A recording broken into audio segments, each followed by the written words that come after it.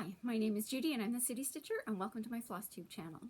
Today is Sunday, January the 23rd, and as you can tell, we are back in the sunroom, which means it's a reasonably warm weather day where I am. So I think the high today is about +9, 10, something like that Celsius. I was a little concerned this morning because, you know, I'd listened to the weather report and had heard that there was a possibility that it could be sunroom weather for filming, which was good. And then I woke up this morning and went, very gray, very gray. So without the sun heating it up, it makes it a little more challenging, but it's warmed up nicely enough, so I haven't even had to run the heater, none of that stuff, and we're back here in the sunroom, so it's great. It was also a little bit of a reminder to me as I'm setting up, going like, I don't film in here very often because the sun is just at the worst angle. So I've had to do a few things with the drape so that I'm not completely blinded while we're here, but it's better as we get into a little, you know, warmer temperatures. So that day is coming. I was talking to a friend of mine yesterday saying I'm hoping to film in the sunroom, and you know, these lovely temperatures are signs of, you know, warm things to come. And she went, you're completely delusional. Are you out of your mind? This is a weird blip. So just be grateful for it and then wait for the deep freeze. And it is expected to get colder starting tomorrow. Not bitterly cold, not minus a bajillion T, but, you know, not as nice as yesterday and today, which I enjoyed those temperatures. Anyway. With that, this is a channel about cross-stitching and the stitching that I have done this week. So if you are a new viewer, thank you for stopping by and spending some time with me. And if you are a returning viewer, as always, thank you so much for coming back and checking up on my stitching progress over the course of this past week. Thank you also for the comments. Always appreciate getting the comments. And as I always say, comments, questions, topics you'd like me to address are always welcome because it makes me feel like we're having a bit of a conversation, which is great. So Sarah had made a comment that she really enjoyed seeing my canvas work piece, and she had not heard of Frida and Frida's Fancy Stitching. She is a Canadian designer. She's local to where I am. I know her. In fact, she lives just down the hill from me. Not a walking down the hill from me, but, you know, get in. Okay, I could walk there, but I generally choose to drive there. That's how that actually works. I will put a link to Frida's site. If she was new to anybody else, your local needlework shops can order the patterns for you. But if you are looking for a PDF copy, or if you're wanting to buy directly from Frida, she has her own website, and I will put a link to that website as well. She's got some fantastic patterns. And if you're wanting to see some of the patterns of hers that I have in my stash, I did focus on a designer about Frida's Fancy Stitching, and that was Flosstube number 46. So if you were interested in seeing what I've got in my stash of hers, I have quite a bit because I quite like them. Episode 46 is your one, and as usual, just scoot through everything else towards the, you know, the back end when we get to the topic, and you'll get to see some of the charts of hers that I have as well. You can always just go and have a look on Frida's site and look at all of the patterns that she has. Dee made a comment that apparently after we did last week's episode focusing on the drawn thread, she went and counted how many gardens she had on her wall, and she has 16. Dee, that's awesome. I'm so jealous. 16 done, completed, and on the wall. Impressive. Very impressive. Okay, one day I will get everything stitched, right? Right? That's what, anyway. Nevada Stitcher, thank you so much for the reference to go watch somebody else's Flosstube, because they had some hints about how to mix differing dye lots. And I do have a couple of ways that I can do it. One of my issues, though, is that I have none. Generally, when I if I'm trying to solve for differing dye lots, I at least have some of the original dye lot, and sort of the methods that I use when I'm trying to sort of stretch that out and make it not be quite so disparate. It's because I have some of the original dye lot. The problem is that I had two skeins in the bag, which I thought were, to me, looked the same. And so I completely stitched up skein number 1, and then I went to stitch with skein number 2, and it's stitched up completely differently. So again, anyway, we've moved on from my problem. We're just gonna go with Anchor and solve it from there. But yeah, it was an interesting experience, because I truly looked at those two skeins, and I feel like I bought them at the same time, and anyway, they just stitched up completely differently. But thank you for the reference, and thank you for the hints as to some of the options for that. That was greatly appreciated.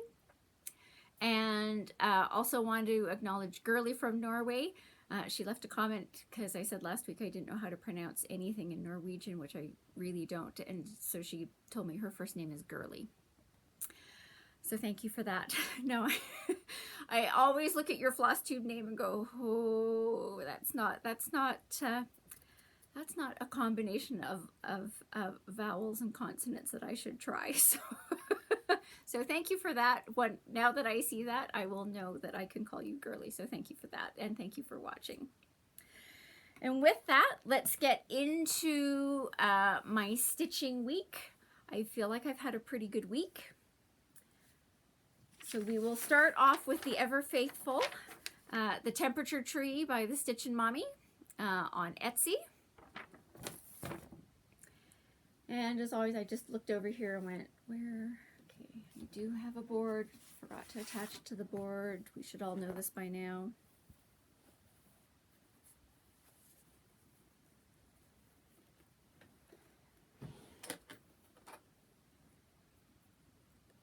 Yes, you'd think I would do some prep work, but apparently I don't. As you can tell, because you've seen the topic for today, one of the funny things is I was just getting ready to hit record and went, you don't have your DMC floss card. Kind of doesn't make the topic work. So here's where I got to on my tree this week. Not quite as much as I was wanting to get accomplished, but I did get all of the leaves here on the September branch completed. As usual, just a few leaves. There's a total of 4 leaves there that are green. And a very pathetic start on doing the October branch. So I was hoping to really have the October branch done, and anyway, so I will need to play a little bit of catch up this week to get this back to where I think it should be. But it shouldn't be too problematic, so that's great. I was having a little look at it and sort of saying my tree is not quite symmetrical because it's a little warmer over here, which I'm truly appreciative of. You know, again, I was looking ahead at the October colors, and so we will be heading back into more greens down here in October. But yeah, what can I say? I really enjoy stitching this. Love how this is coming out. I know that I've said that I'm going to do another one for the year of my birth, which I will. I'm probably not going to start that one for, you know, a bit, like probably more than a year once I get this one done. But I will say that I am certainly keeping the all of the DMC that I have kitted up for this they're just going to stay completely kitted up. I'm not going to put them back into my stash. These are the colors that I've chosen. It will always remind me of what my range is, despite the fact that I have it on the computer. But I will have my DMCs, my DMC palette there. I have my second piece of the 32 count. Oh yeah, I forgot to tell you, I'm stitching this on 32 count Summer Sky Jobelin. By Witchelt, and I have a second piece of that in the bag as well, ready to go for my second temperature tree. So I'm going to keep all of that stuff kitted up together in the bag and keep it kitted up. When it actually is going to get started, that's a different kettle of fish with quite probably 4 skeins of cocoa beans so we don't have a tree trunk problem again. So that's where my temperature tree is this week. Yes, as usual, I'm just trying to figure out where I'm going to put things. Okay. I did work on a continuing whip is, of course, the sampler stitches, and I'm going to talk about that. Not quite. I'm going to do one more and then we'll get to there because I want to talk about the specialty stitches. So the route that I have taken so far this year as a, because you know I'm always trying different things as far as my rotation goes, and I'm trying to figure out what works for me. And so what I am trying so far in 2022 is I've been working on a new start in 2022, followed by working on a whip. And so far in January, it's been working out really well for me. So last week I was working on the Banquet by Frida's Fancy Stitching, which was a whip carryover from 2021, which means this week was a new start. And so the new start that I did was Shamrock Row by the Bent Creek.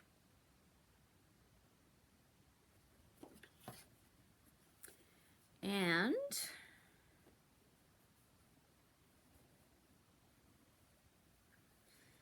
okay, I'm just going to hold it up. It was, so it's long, that's why it's coming out like this. It's a start and a finish. Yay! Okay, so far in 2021, I have 2 complete finishes where the pieces are completely stitched. From a chart perspective, this is the 4th chart that I have completed in 2022. So far 2022 stitching is coming along really well. Now, as you can probably tell, so one of the reasons why I really wanted to make sure that we were filming in this room is, of course, you can probably tell that I've done a color conversion on this, and you might be able to guess that it's a color combination that has some appeal for me. So my inspiration for this color combination is very explicitly coming from Helen D. She's Helen D on Flosstube. She has her own Flosstube channel. I watch her regularly. She's great. She is East Coast Crafter on Instagram. And I really, I wouldn't necessarily say that sort of leprechauns and all things St. Patrick's Day are really me. But her color conversion, when she showed it, I was like, oh yeah, no, I can do that. And the fact that there's really only 2 leprechauns in here. There's one here and there's one there. So I felt it was really a subdued version of St. Patrick's Day related things. And as she commented when she was talking about it, these letters in here are actually shades of brown. And she didn't want hers to be brown. She had taken her inspiration as well from somebody on Instagram as well, and it was a name that was unfamiliar to me, and I have to admit I've forgotten what it is.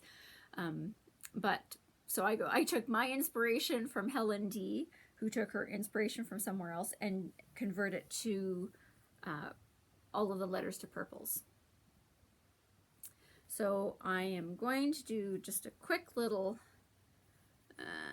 there we go.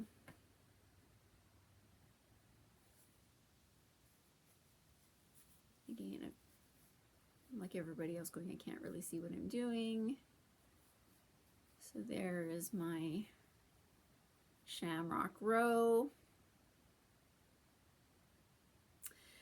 And so I've made several changes on here, not just changing the browns to the purples. There are 2 colors of yellow or gold that are called for in this chart. They are gold leaf and heirloom gold. And I decided not to use either one of those. Of course, I don't know if you could tell when I was flashing it across here. I changed them to one color and I used Petite Treasure Braid. And I'll look up the number in just a second. So really the difference is that one of the golds was being used for this L and the word luck and this crown, and the other gold was used for these little square blocks. And I went, as far as I'm concerned, it doesn't really matter. There's no reason why it needs to be two different shades of gold. And by the way, if I'm doing it St. Patrick themed anything, I'm making it metallic, so it's all sparkly. So I changed it to Petite Treasure Braid. There's me. I want to say it's PBO2, but it could be PBO1, so let me just... PBO1. Just straight up regular gold, nothing fancy about that. The darkest of the purples, which I always have to, right, so like this B, the B and the C, the darkest of the purples I used was straight up DMC 550. My medium purple, which is variegated, which is a lot of the other ones, I used Gentle Arts Grape Fizz. And the lightest one on here is Classic Colorworks Purple Aster. I will put that list of colors in the show notes below. The two greens that I am using are Gentle Arts Mistletoe, and the dark one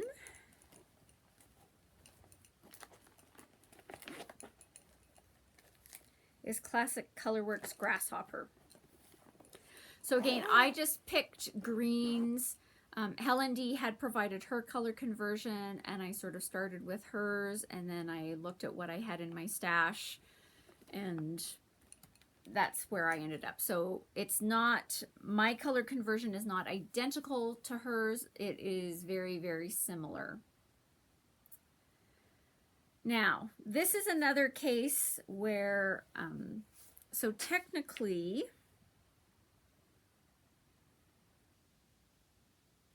there are 10 colors of hand-dyed flosses used for this Shamrock Row. And I will straight up tell you, there are 3 of them that, as far as I'm concerned, you shouldn't bother getting, you shouldn't feel like you should get the hand-dyed fibers for them. Now, if you've got some of the called for left over in your stash and you want to use it up, you know, go for it. But it calls for Weeks Dyeworks Onyx, and that is used for, let's focus on this leprechaun. On each of the 2 leprechauns, there are 2 stitches that form the shoe, one on the left, one on the right, and 3 stitches in the hat. So there's a total of 14 stitches in this entire chart that use the Weeks Dyeworks Onyx. And so I did not use Weeks Dyeworks Onyx, I used DMC 310. It's 14 stitches. There's no way I'm wasting any of the onyx that I have, or whatever. That's, as far as I'm concerned, that's a straight up DMC. The other one is, they call for Weeks Dyeworks Sand, which again is the skin of the leprechauns. So I would say generally 3 stitches for the face and 2 stitches for each of left and right hands, or even less.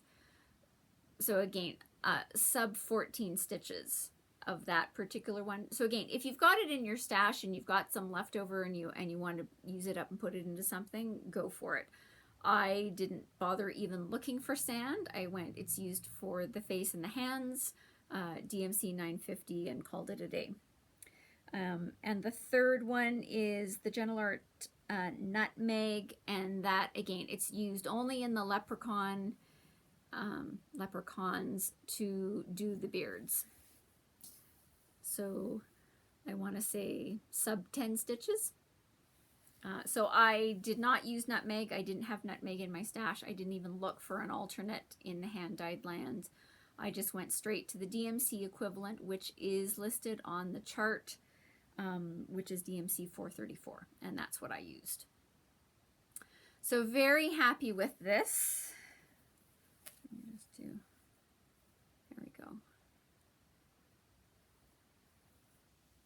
Okay, I'll get it to a point where I'm happy. There we go. So yeah, happy with that. Started that this week and finished it all up in 1 week. So that was great. Thought that was a very productive week.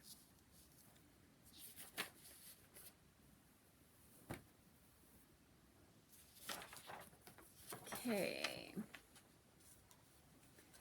And then, of course, as always, my Sundays are devoted to working on my sampler of stitches, which is a stitch along that was instigated by Sarah from the Stitchin' Mommy. So at the end of the day, this is what the series of 9 charts is going to look like. And again, so I only spend Sundays on stitching on this, with the goal being to get one of the letters done every 2 weeks. So this is technically week 4, so I should have everything up to the end of B completed. That's not exactly true, but here's where I am as of this week. So you'll notice I still have not put my yellow in, and we'll talk about that in a minute. So I did, this is why I brought the chart out for this one. What did I do? So I did, so this is back stitch, which, you know, most of us know. What's the one below it? The one below it is the Bosnia stitch, which again was very, there we go, very easy to do. Now there's a stitch below that's missing in between here, and we'll talk about why that is in just a second as well. So I'm missing my acorn, I'm missing a stitch that goes in here. This specialty stitch is the buttonhole stitch. I will say that I struggled a little bit with this one, not because I think that the buttonhole stitch is that difficult to do. I struggled doing it with the Soie Perlee because the Soie Perlee has quite a twist to it. So generally, you know, doing it in a straight line, I was fine. So whether it was horizontal or vertical, it was turning the corner. And I turned that first corner, I want to say 3 times, and I finally went, it doesn't matter that much. Just keep going. It's not that big a square. Nobody's going to look at your corner that closely. Just keep going, because you're, again, straight lines are totally fine. I've found getting a good turn on the buttonhole stitch with the Soie Perlee, you know, a couple of the corners are better than, I think 2 out of the 4 are okay, and 2 out of the 4 are but not worth continuing to fiddle. Of course, there's a button that needs to be attached into the center here, and I'm not going to do the buttons, beads, or charms until the very end. So again, because I spend my Sunday nights working on this, I continued ahead and I got my C block, and the first specialty stitch for C, which is the cloud filling stitch. So that worked up quite reasonably.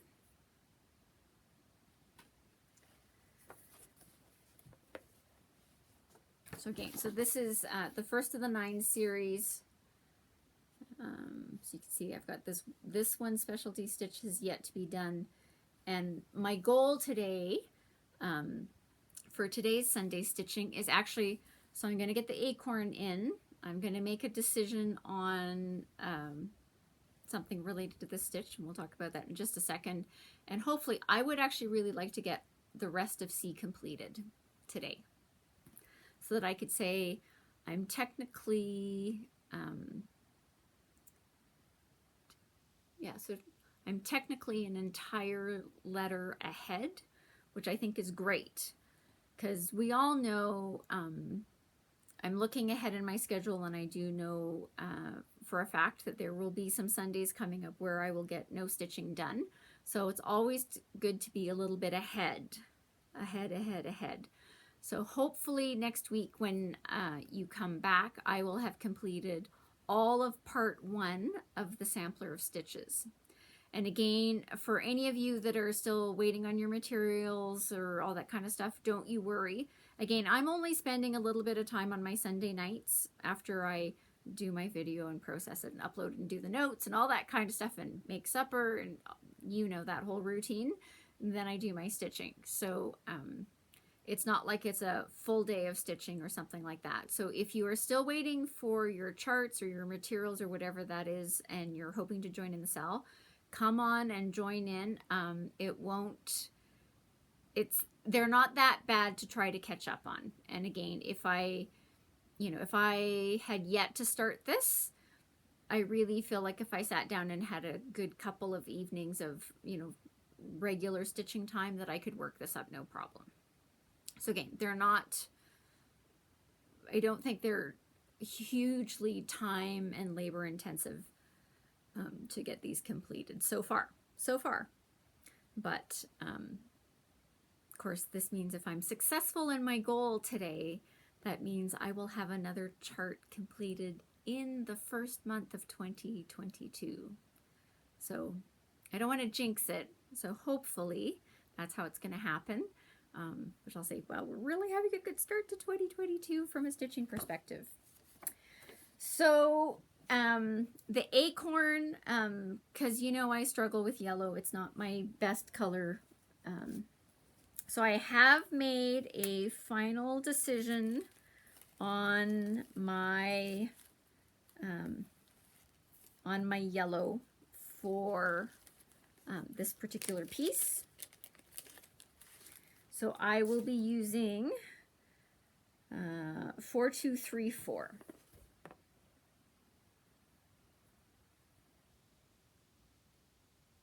Actually, there we go. 4234. That's going to be my darker gold. So it's going to get used in the acorn. It's going to get used in the crown.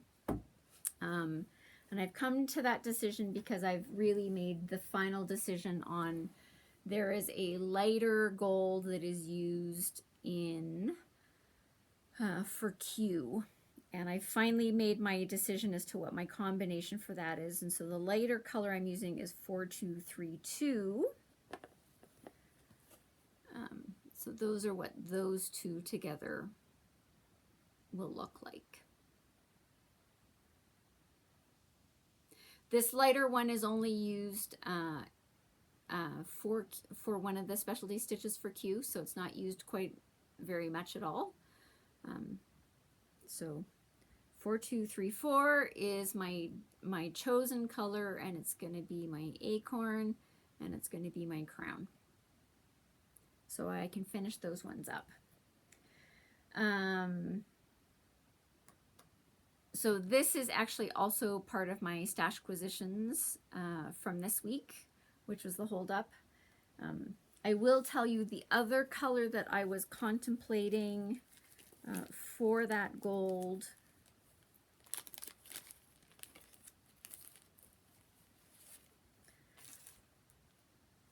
was 2544.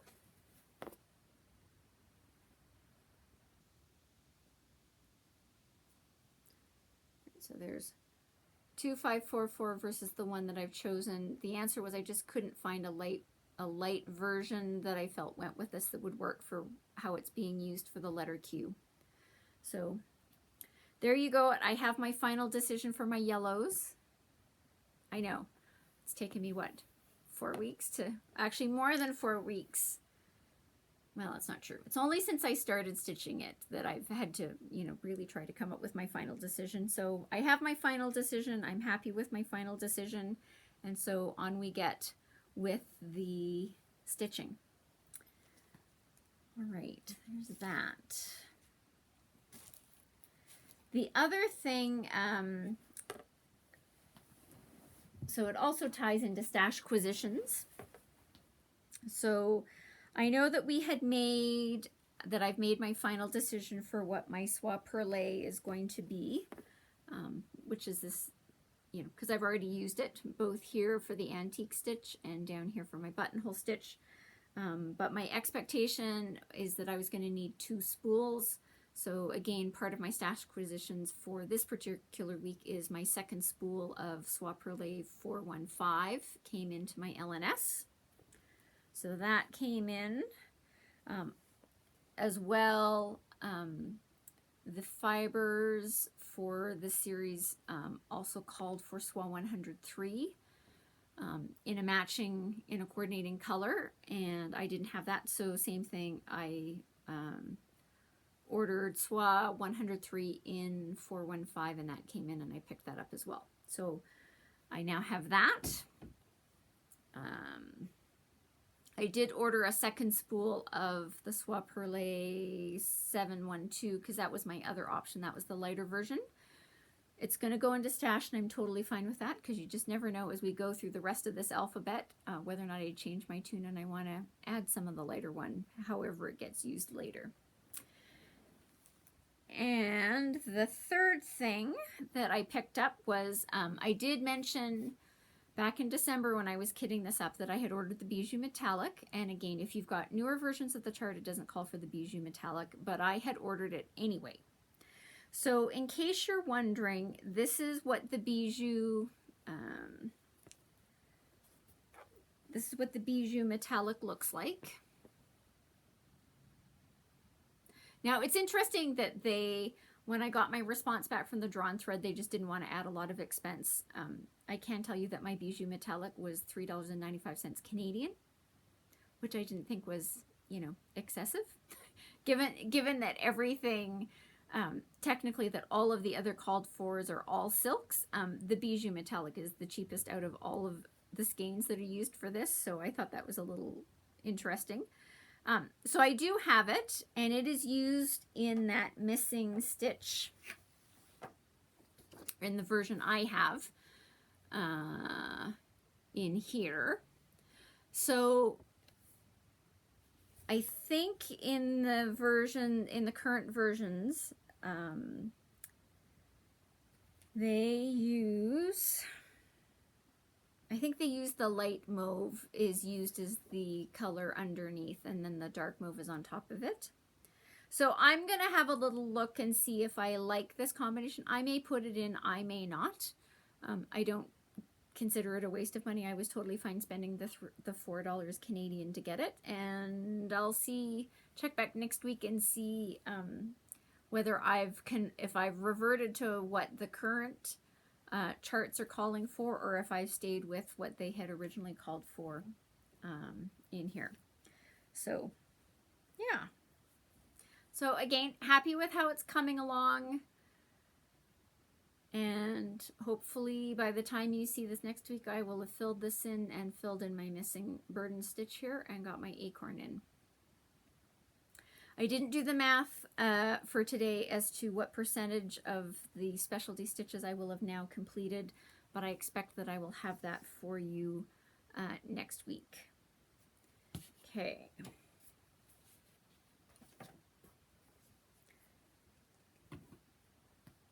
Now, just going back briefly to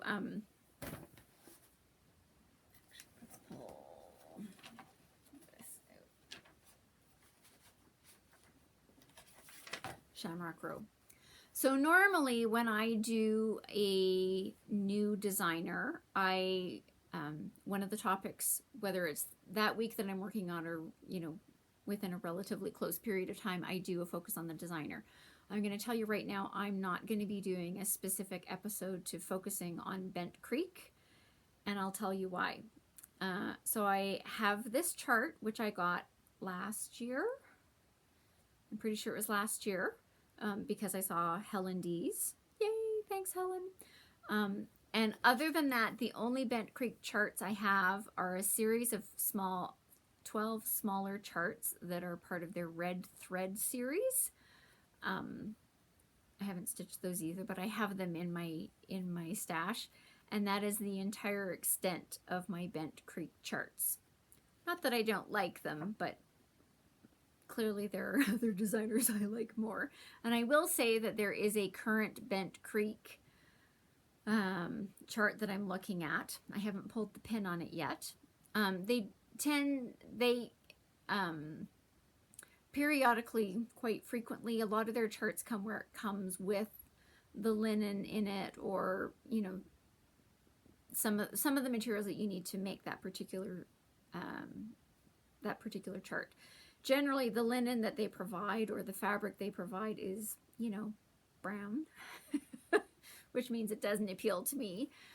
So that has held me back from several of the Bent Creek, what I call them their little kits, just because I have a little thing where it's like, do I like it enough where I go, like, I'm buying fabric that I don't like and I'm not going to use, and I can't see how I'm going to use it. And it's been enough to say, maybe you'll spend your dollars somewhere else. But there is one currently on my radar that I'm really debating. I have not pulled the pin, and I'm not going to pull the pin for quite some time because Nashville's coming, and we'll talk about that in just a bit too.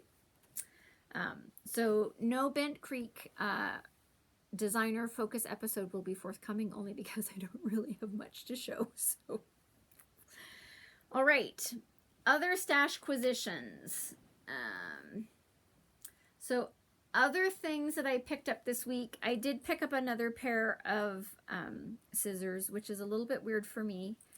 I picked these up. It's really just because as I was sitting inside, I felt like I needed to get another pair of easily identifiable scissors that I would be using for metallics. So this is my new second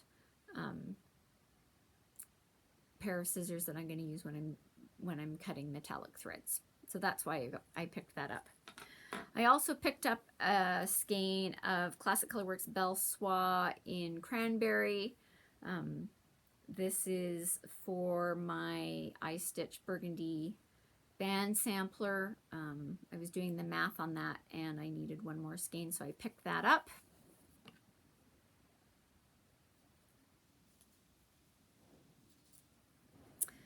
Okay, so the Grape Fizz. I don't know that the Grape Fizz on my Shamrock Row shows up very well on camera.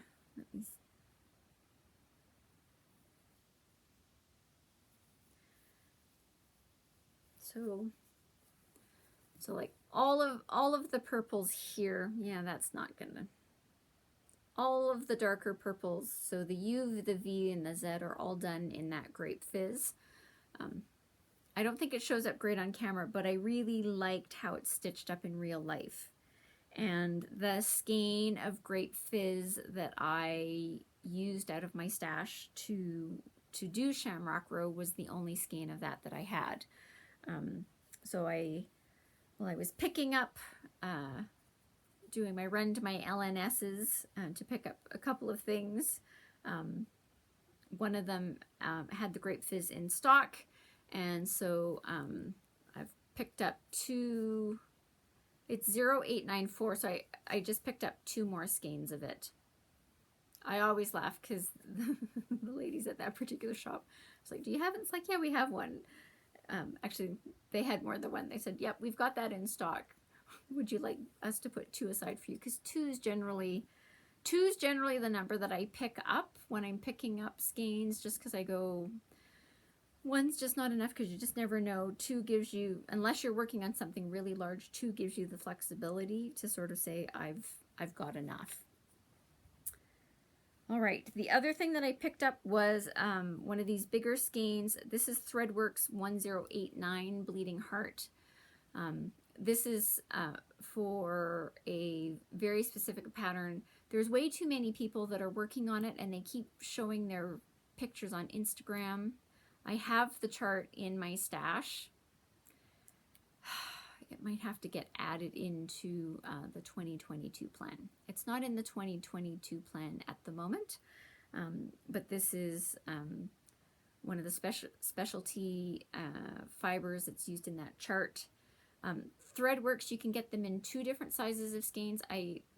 When I was going to pick this up, they had the smaller ones and they had the bigger one, and I went, when in doubt, get the bigger one. It technically is a little bit cheaper, so instead of, like, even if I had bought 2 of the smaller skeins, which they did have, this bigger skein was cheaper than buying the 2 individuals. So I picked up the bigger skein because, you know, more is better, right? I also picked up a Krynic number 8 braid in 421. Again, that's for something specific. And then these last ones, I had placed an order in December, and they were very clear when I placed the order that it would not be shipped until January, which I knew that going in, and I was totally fine with it because all I cared was that I got the things that I'd ordered. So that arrived this week. So the order was with the Black Needle Society. And so I picked up some labels from them. So these are, I have never gotten a Black Needle Society box. And the only reason, so I'm on their newsletter, I get their updates and all that kind of stuff, and I follow them on Instagram. I have never ordered one of their boxes purely for the reason, it's not that I don't think that they're great boxes and all that kind of stuff, but I'm that person that I change too many things. Right? I change the colors used in charts. I change, you know, all sorts of other things. You know, they do lots of things like, you know, they'll give you a mug or a blanket or a bag or teas or coffees or things like that. I don't drink tea or coffee. You know, so I kind of look at all of the things that come together, and, you know, I've watched a lot of the Black Needle Society box unboxings that have been done by a variety of floss tubers, and I love watching them, and I like seeing what they're getting, and I love seeing the excitement. But I look at those boxes and I go, like, usually I look at the boxes and go, I really only want the chart. So that's you know, so that's where I am. And not all of their stuff, you know, the answer is if you don't get the box, you don't get the box. And whether or not you could get any parts of the box, hey, there's no guarantee that you can get those. And that's just the risk that you get.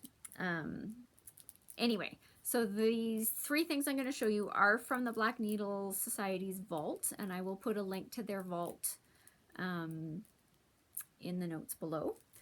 So I got some labels for the back of your pieces, and it may seem a little bit weird when I first show you this, but you'll get it at the end. So these are the labels. They say Kim's Antiques. You know, so typical thing, you know, put your piece, the information about your piece on here and attach it to the back. I got this chart called Savor Life. It says Savor Life and All Its Magic. One, partly because I know that I've got dark purple fabric and I'm always looking for something to put on it, and I thought this was a nice option. Now, I don't know that I will keep all of the thread colors the same, but I like the concept of the chart and putting it on the dark purple fabric. And the one that really drove this, I'd been stocking this since they showed it. So I didn't order the box when I heard about this, although it really intrigued me. I watched an unboxing of it. I'm still okay that I didn't get the box, but I did watch the unboxing and had a huge amount of envy and went, I want the chart. I want the chart. So I have been stocking this chart. And apparently it wasn't just me. There were some other people that were stocking it. Because at one point, the Black Needle Society came out and said, this is when this chart is going to be made available in the vault. So I'd actually put it into my calendar to start seriously stocking them, which was in December. So this is the Autumn in Stars Hollow chart that they did. So if you don't know what Stars Hollow is the town that Lorelai and Rory Gilmore from the Gilmore Girls lived in. And when I saw this chart, I looked at it and I went, it screams, to me it screams Gilmore Girls without being Gilmore Girls.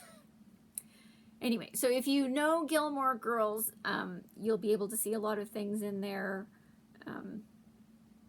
and that will resonate with you.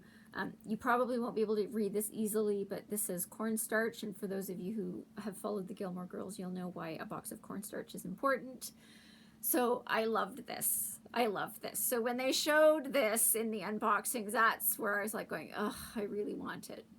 Now, they are doing, there will be 4 seasons. So all 4 seasons will come out as boxes. The summer box is currently, like, the signing up for that box was announced. I don't know if there are any left. I did not sign up for the box yet again because I'm serious. And again, the flexibility, they've got, the 4 seasons are theoretically all going to be the same size, and they've given you what the piece is going to be if you attached all 4 seasons. I think I would do the 4 seasons individually. I'm not planning on putting them together. And it also, you know, again, it's my whole thing with a mystery. I'm not so good with a mystery most of the time. Wait till you hear the next one. But yeah, I love this one. I can't wait to start stitching this. I am working this into my 2022 stitching plan. This is an addition now that I've got it. This is full coverage, and on 32 count fabric, which is what I'm planning on doing, it's going to be about 6 by 6. So if it's on 28, it's going to be a little bit bigger than that. So it's 95 by 95. Anyway, so I'm eagerly awaiting when they do the summer box, and I can't wait to see what that chart looks like. And then I'll have to, you know, decide whether I'm going to have to start stocking the vault for that one as well. I will say, if anybody, yeah, it's my whole thing. Like I watch the unboxing, and the boxes are great, and I love the combinations that they come up, and I think they're fantastic. The problem is for someone like me, I don't necessarily want most of the stuff. I just want the chart. Anyway, I would love for the Black Needle Society to do a version where it's like charts only, which I don't think that's really their business model, and I totally get that, which is why people like me end up stocking the vault. So it would be really lovely if all 4 seasons of the Stars Holo pieces are ones that I love and that I can end up getting and stitch. And that's why I got the Kim's Antiques, because of course Kim's Antiques is from the Gilmore Girls. And then I can put my Kim's Antiques labels on the back of my Stars Holo seasons. So that's why the labels came. That's my plan, with 3 seasons sight unseen. All right. The last thing that I acquired this week is, so I bought it yesterday on Etsy, Sapphire Mountain Handcrafts on Etsy. I will put a link to her shop below. She runs the Stitching Book Club, and she's done, I think she's done 8 books where the stitched piece is a mystery, and they do a whole series of things about reading the book, and the pattern comes out in multiple parts. And they've got discussion questions and all that kind of stuff. And I've been watching them, and I like several of them. I have not pulled the pin on any of them. Usually, because it's me, and you know I'm not good with a mystery. So, like, they've done Frankenstein, The Three Musketeers, A Christmas Carol, The Great Gatsby, The Secret Garden. That's not bad. 5 out of 8. I'm missing 3. Anyway, Sense and Sensibility. Anyway, so there's about 3 or 4 of them that have already been released that I have enjoyed, and I've seen people stitch them up, and they look fantastic. Haven't pulled the pin on them yet. But she announced that she's doing it's called The Chronicles of Narnia, and it was funny, I was talking to a friend of mine yesterday, and I said, it's really a Lion, a Witch, and The Lion, the Witch, and the Wardrobe, so the first book, because in my head I went, the Chronicles of Narnia is 8. They're doing 1.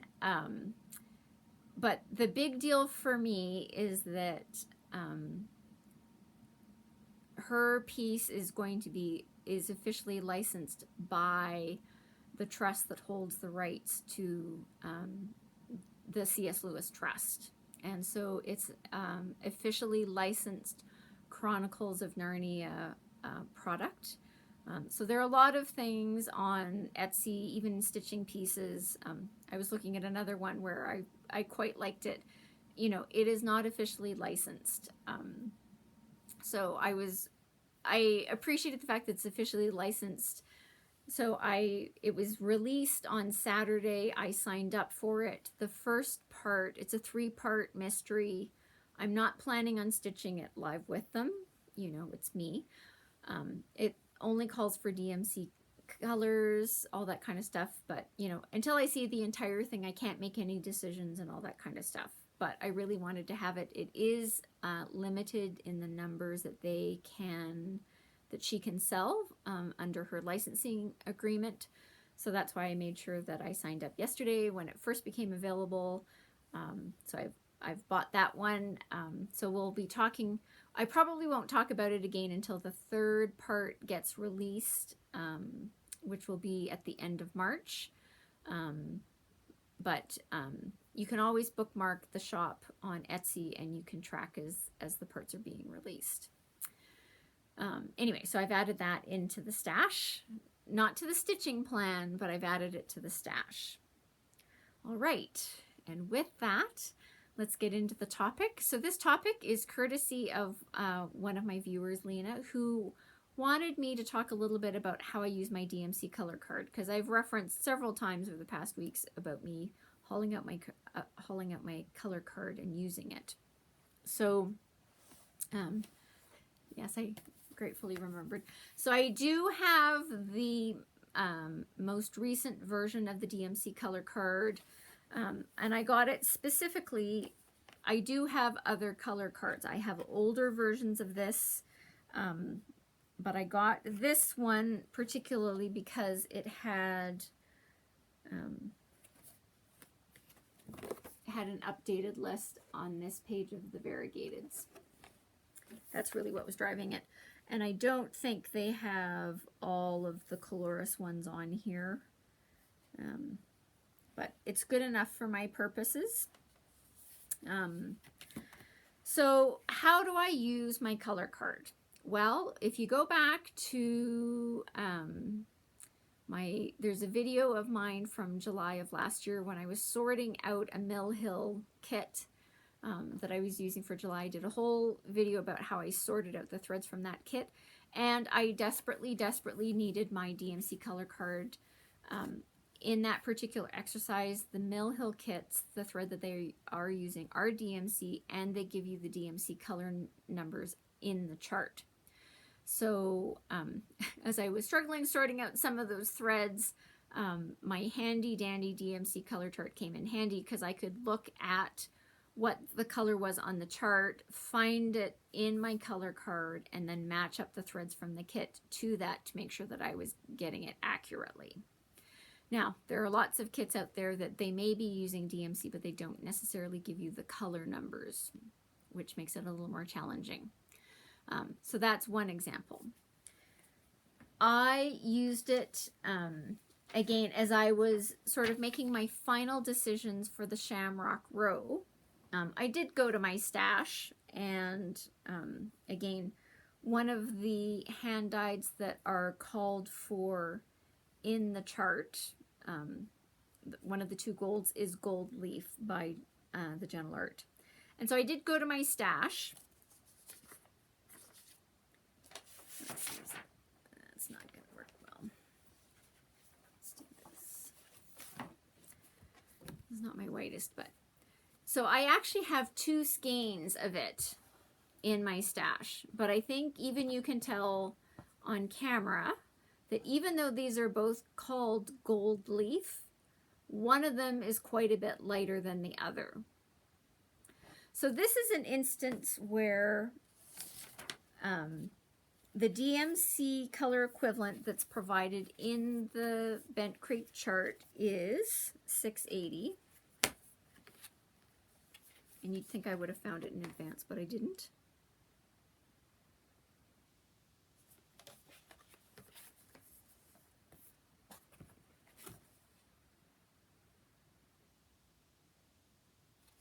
So 680 on the color chart is this third one down.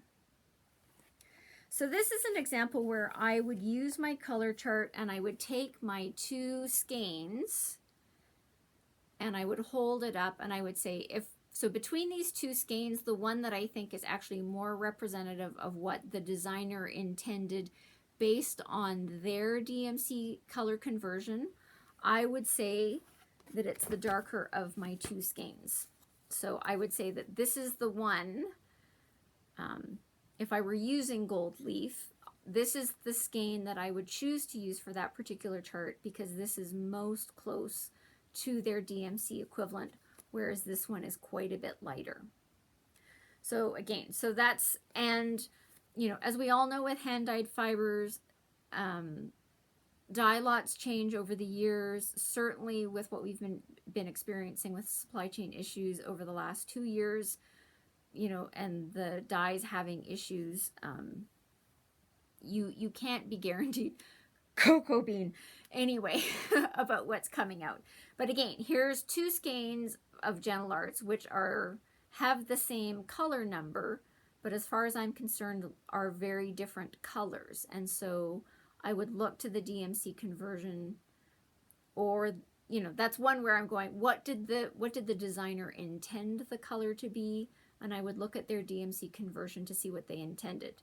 Still doesn't mean when I look at compared to what I've pulled for the chart, I could choose either one of them or go in a completely different direction, which is what I did, and I put in Petite Treasure Braid instead.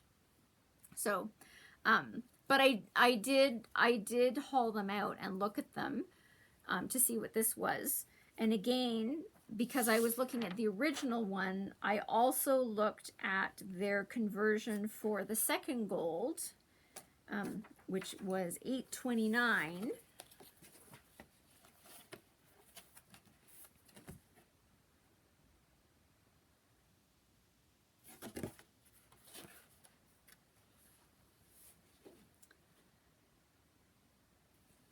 Right.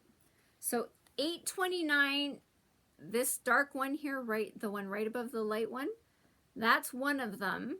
And then we've got this one over here. So I had one of the two Gentle Arts in my stash. I didn't have the second one.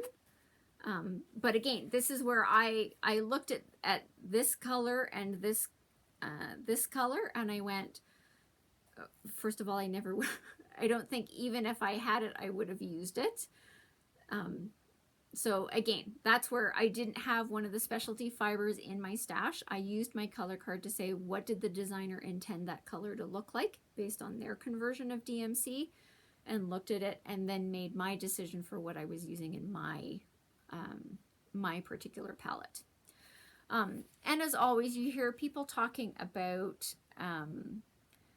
DMC conversions in charts, and some of them are better than others, and some I've got another example here where you go, again, dye lots change over time in the hand-dyed fibers. And so when a designer is equating to DMC, it could be that their hand-dyed fiber of that particular dye lot equates to that DMC, whereas a different dye lot of the hand-dyed fiber may not look anything like that at all. And I have an example of that. But so there's an example of how I was using it. You know, again, when I was getting ready to start my, whoops, that's not good. That's the wrong one. That's the chart. When I was getting ready to start stitching on Shamrock Row, I had Helen D's conversion. I also had the chart colors and made decisions from what I had in my own stash and what I was intending to come up with the color palette that I ended up using for my particular piece. So that's how I was using the DMC color chart, you know, like just last week. Now, I have another example here.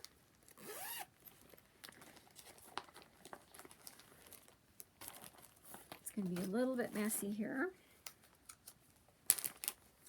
So I want to say in 2020, Ellen Reed of Maximum Power Cross Stitch Hour, she stitched Descending Order by Long Dog Samplers, and I loved it. Loved it, loved it, loved it, loved it. And she was very clear in her Flosstube that she was stitching it using the DMC conversions. She wasn't using the hand-dyed threads that were on the chart. She was using the DMC conversion. So I promptly went out and bought the chart. Didn't buy any threads for it. I just went out and bought the chart. And then, because I distinctly remember sitting down on a sunny day in the summer and I had gone up to my stash and I had pulled, this is going to get complicated, and I pulled all of the hand-dyed fibers for this particular chart that I had in my stash.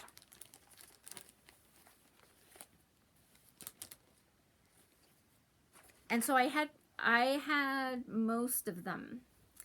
Now, but when I pulled the ones that I had in my stash and I put them together, I was not happy with how they all looked together. So in fact, that's where I ended up back using the DMC conversion. And so here's the back of the chart with my crazy, crazy scribbles. So I know that I had, these are Gentle Art colors. I had Bayberry, I had Tropical Ocean, I had Spring Grass, and I had Grasshopper.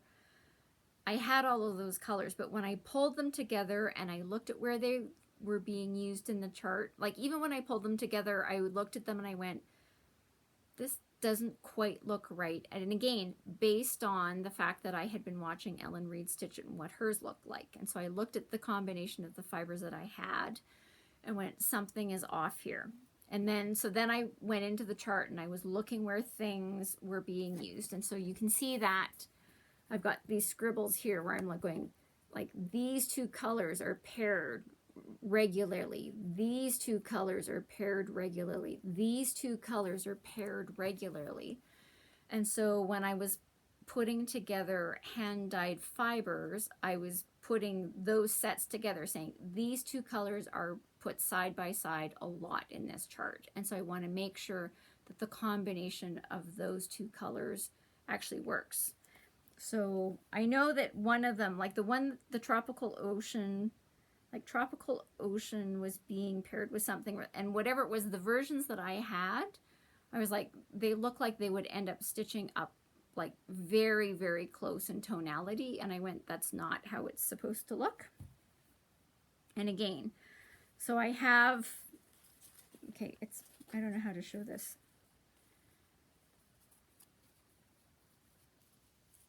So I ended up using the DMC color conversions on, there's a lot of colors, I'm just gonna let you know. Right, so I ended up, this is the beginning of them. Like, don't those look like my kind of colors?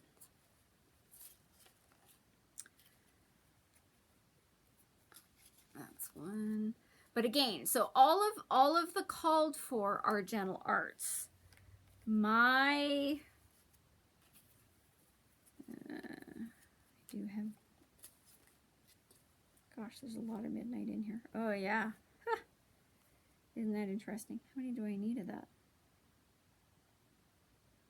Nope, it's because I do need a lot of it. I was having a going, why do I have so much midnight in here? Because I need that much midnight. All right.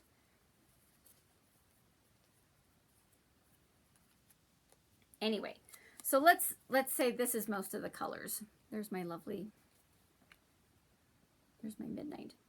But I am now, so again, so I then used the DMC conversions, looked at the DMC color that they specified, compared it to the hand-dyed fiber that I had, and went, this is not close.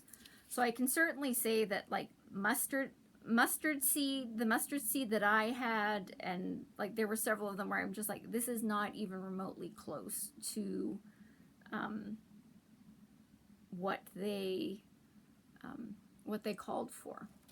So I ended up using the DMC and then going through my hand-dyed fibers to find things that were then close to the DMC, because I kind of went, since I had so much of the hand-dyed ones already pulled, I figured I would top it off, and so that everything that I was using was hand-dyed, because it is a large piece. It takes multiple skeins of everything. So I am now using some Gentle Arts. I've got some classic Colorworks, and I've got some Weeks dye works that I'm using in here. So I am now, from a chart that started off using like all Gentle Arts, when I kitted it up and I put all of my floss together and, you know, sorted myself out, I now have hand-dyed fibers from 3 different companies to come up with the palette that I'm using. It's a big pile.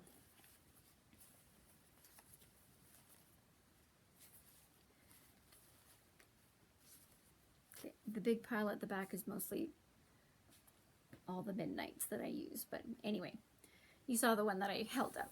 But again, so that's an example. When I pulled them out, I just looked at the combination and went, this is not looking right to me. These color combinations don't quite look right. I'm not happy with how they're looking together. And so that's where I go, okay, back to the DMCs, you know. And generally I find when designers are trying to come up with the DMC equivalent, they look at a skein, you know, like this one. So this is Weeks Dye Works Malachite, right? It is variegated, and so they kind of go tonally, sort of what's the predominant color that they're looking at when they look at the overdyed fabric, and that's the DMC equivalent that they give you.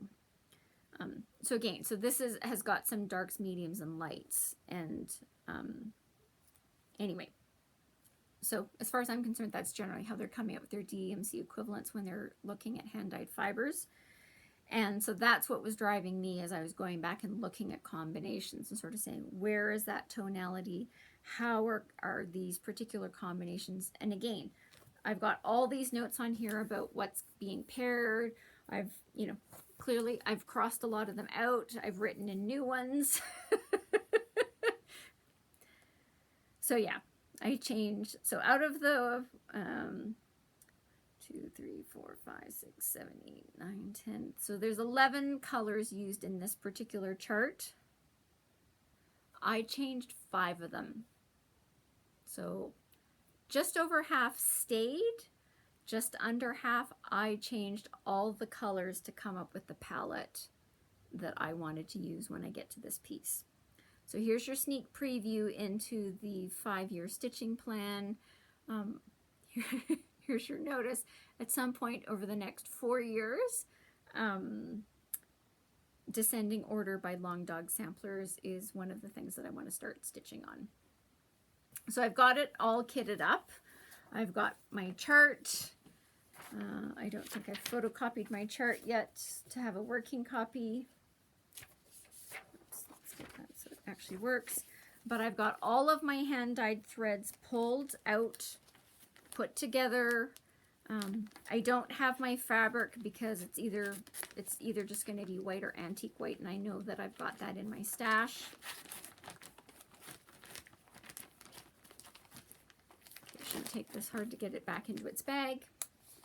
But anyway, yeah, back into a bag. So there's descending order and my bajillion skeins of floss that I will use when I come to start stitching that. I love the color palette for this. I loved how Ellen Reed's turned out. I thought it was fantastic. Yeah, all she had to do was show hers, and I went straight in and got the chart, you know, dove into the... I'm not surprised that I had that much midnight in my stash. You know, navy blue. Anyway, it probably means I robbed it from some other project, and I'm probably going to haul something out over time and go, it's so funny, I have everything else for this, but no Gentle Arts Midnight. Well, it's because I stole all the Midnight for this. So again, it sits in a bag in one of my great Amazon finds.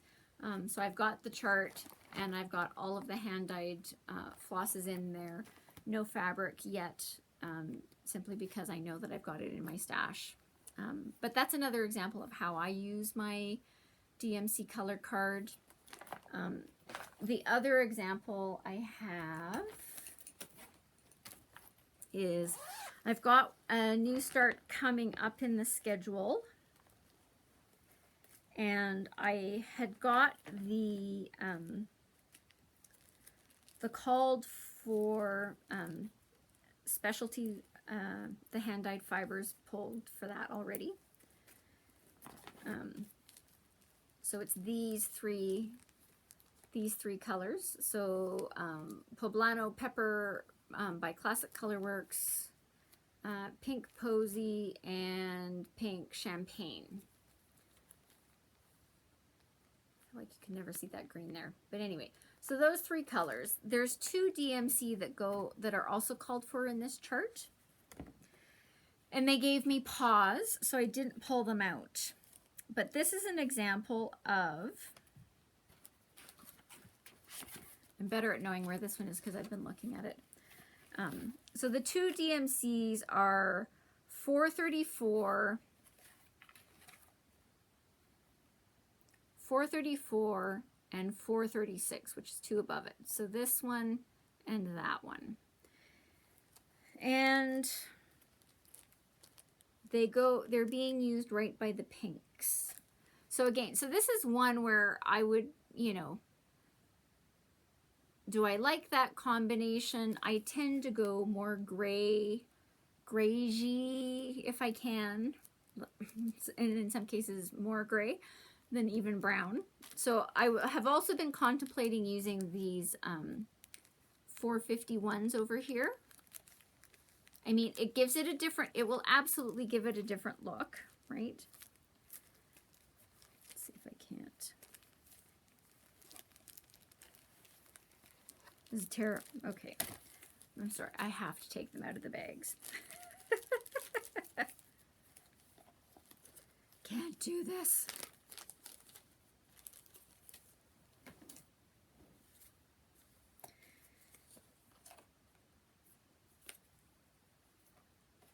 Quite frankly, this is going to work out better, right? So I've now put each of my hand dyes on either side. So I get to look at them in combination, you know, these two pinks with the 450s versus these two pinks and these two browns. And again, yeah, see, when I first looked at it, I was like, oh, maybe it's going to be okay. And yeah, even here I'm going like, I think this is too brown. Like I really do. I may end up pulling two different colors in that 450 range. Yeah. So, I don't know. I'll have to look at them. Check back in a while and see what I pick. But yeah, again, it's this combination. Again, I didn't even pull them when I was kitting it up. I got the hand-dyed fibers because I'm not worried about DMC. I've got lots of DMC in my stash. DMC is readily available. But yeah, I'm looking at this combination like, I don't know that I like it.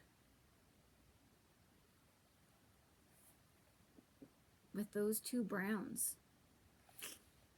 I'll have to think about that. But again, this is one where, and that's not, and again, so that's not necessarily the only browns that you've got, right? You've got, you know, the thing about the color chart is they give it to you by color family, right? So you can take the things, you know, if you're wanting to swap greens, which I do quite a bit, right? A lot of these, certainly these greens here are not greens that necessarily appeal to me.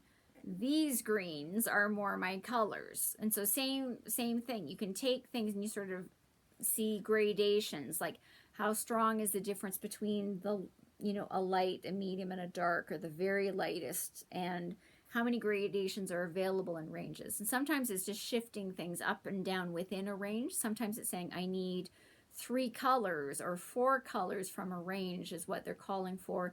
Now I need to find another range that I like, but it's got to have at least 4 or 3 or 4, and how strong, how light, medium, and dark they are.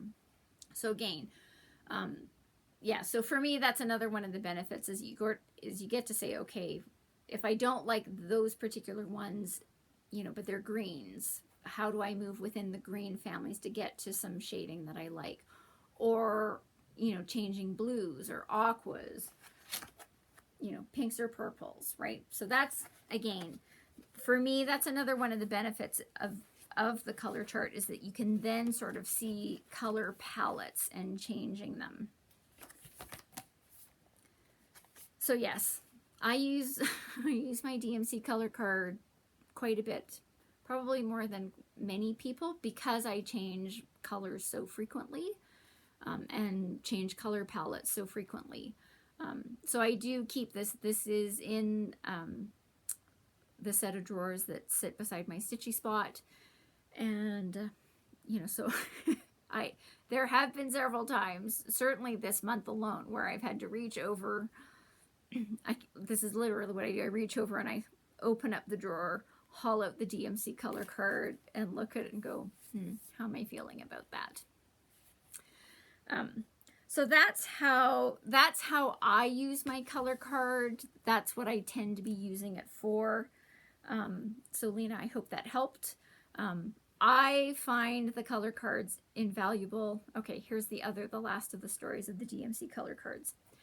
Because my mother is also a stitcher, and her sister, my aunt, was also a stitcher, we use DMC colors as how we can explain colors to each other by using DMC numbers. So my aunt got a new winter coat, and it had a very colorful lining, and she wanted a scarf that would coordinate with it. And so she's not a shopper. She didn't like shopping and all that kind of stuff. And I'm a very good shopper, unfortunately. I'm a very good shopper. And so she phoned me and she said, I'm looking for a scarf to coordinate with the line. I know most people go, it needs to coordinate with the outer color. She's going, I want it to coordinate with the lining of my coat, which of course coordinated anyway, whatever. She gave me the colors. She gave me the DMC colors of the lining of the coat.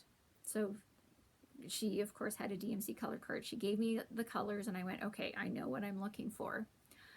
And so off I went on my shopping expeditions and looked, and, you know, I found a scarf for her that I thought was fantastic. And when I took it over to her, the scarf was practically identical.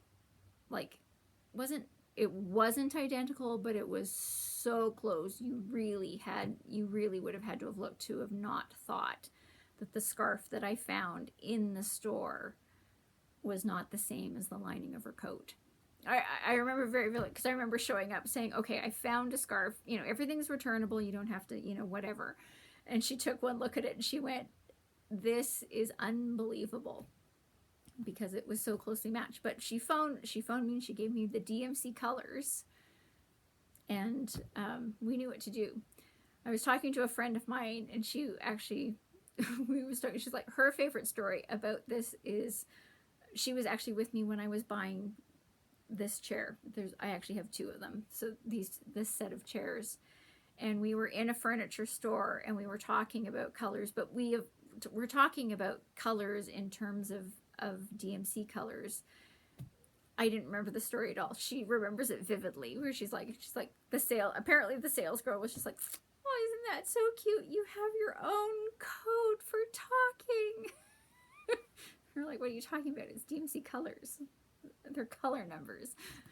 It's not code. Anyway, so that's one of her favorite stories. I was there. I don't remember this happening at all, but I think it's because it's taught by the one where my aunt's practically matching scarf. So, but again, that's if I'm trying to explain the color of something to my mother, I will tell her what DMC color it is, because she of course has a DMC color chart at her house. So if she doesn't recall it off the top of her head, she can always just go to her color card and go, oh, I know what you're talking about.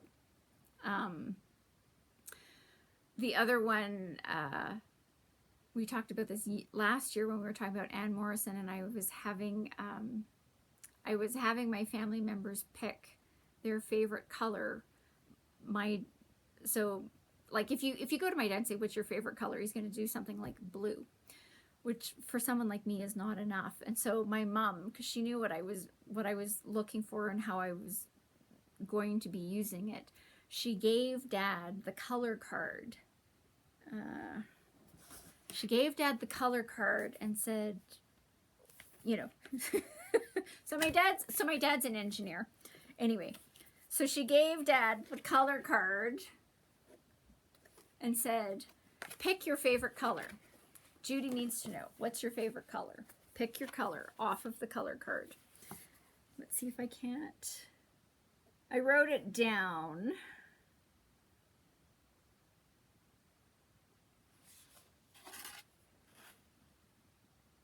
Oh, I don't think that's it.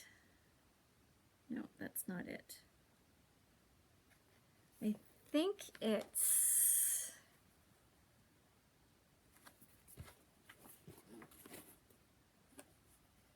$9.95.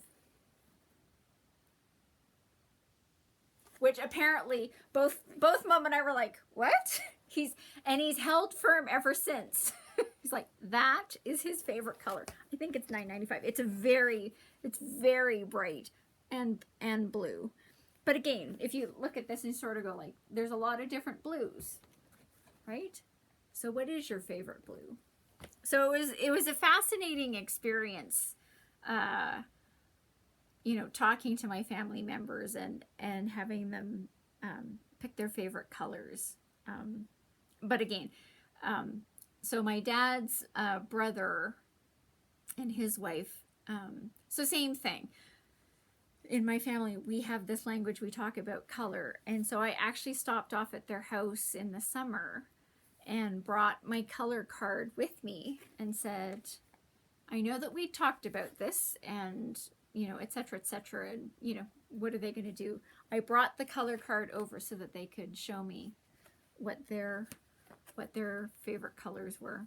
It's a very interesting experience. So if you have a color card, and you want to, okay, it's going to sound like a ridiculous, you know, game for the family, but for your family members, take your color card and get them to show you what their favorite color is and see if you're surprised.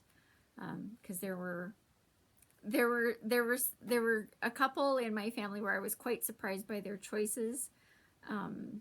There were, and again, it's an interesting discussion to have, because I remember talking with my mom about my maternal grandmother and what her favorite color is.